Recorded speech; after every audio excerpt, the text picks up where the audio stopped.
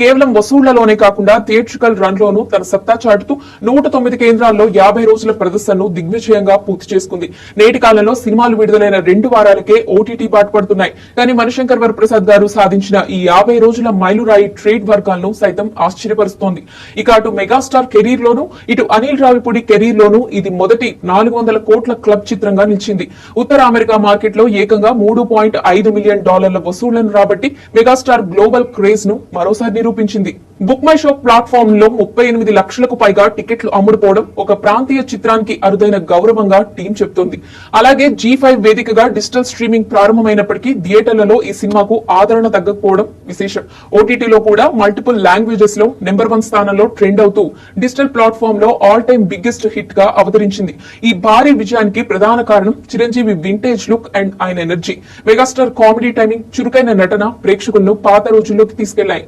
అనిల్ రావిపూడి తనదైన శైలిలో clean family entertainer గా ఈ సినిమాను తీర్చిదిద్దారు.